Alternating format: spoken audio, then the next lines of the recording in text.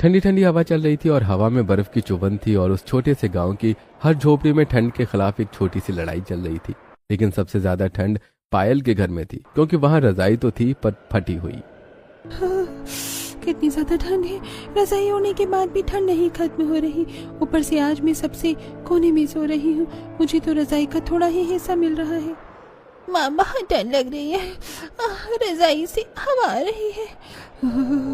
बस बेटा, थोड़ी देर में सूरज निकलेगा ना तो सर्दी कम लगने लगेगी। जैसे तैसे सभी रात गुजारते हैं और रात भर किसी को अच्छे से नींद भी नहीं आती। हर कोई ठंड से कांप रहा था। सभी सुबह जल्दी उठकर बैठ जाते हैं। सभी ने फटी पुरानी जर्सियां पहनी थी। पायल चूल्हे पर आग जलाकर सभी के लिए गर्मा गर्म चाय बना रही थी, ताकि सबको सर्दी से थोड़ी सी राहत मिल सके।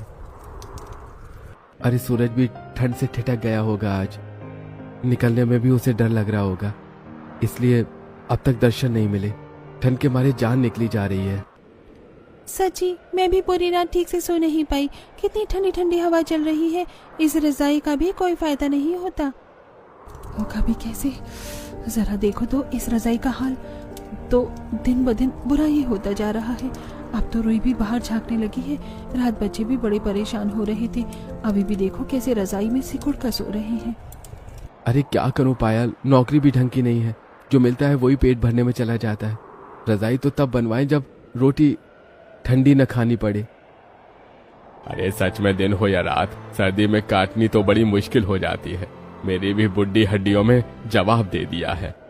गर्मा गर्म चाय के साथ पायल दो दो रोटी भी बना देती है। सभी गर्मा गर्म चाय के साथ रोटी खाते हैं। अब जाकर कुछ अच्छा लग रहा है, वरना पूरी रात तो ठंड में कांपने में ही निकल गई थी। चाय नाश्ता करने के बाद रोहन भी तैयार होता है और काम पर जाने लगता है।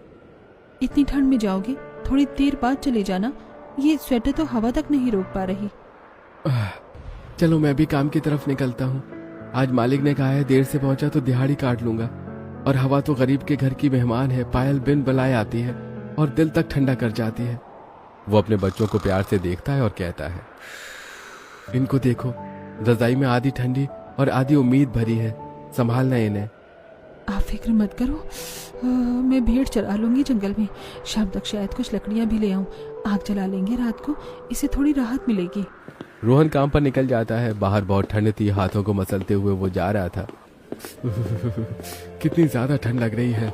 सच में इतनी ठंड में तो मेरी कुल्फी जम जाएगी। बस इस बार काश इतना अच्छा काम कर पाऊं, सभी के लिए गर्म कपड़े खरीद सकूं। मेरे परिवार वाले ठंड में कितने परेशान होते हैं। पगडंडी पर धुंध के बीच उसकी परछाई गायब हो जाती है। वहीं दूसरी तरफ रिया और पायल